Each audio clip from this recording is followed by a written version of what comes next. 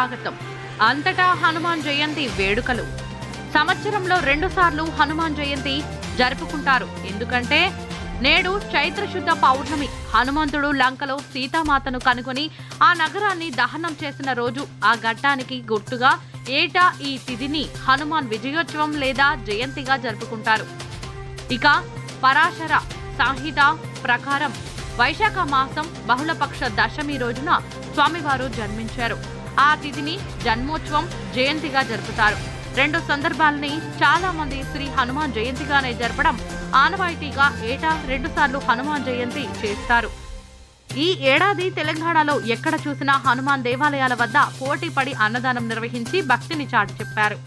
సనాతన ధర్మాన్ని కాపాడటంలో హిందువులందరూ హనుమాన్ జయంతి వేడుకల్లో ఐక్యతను ప్రదర్శించారు.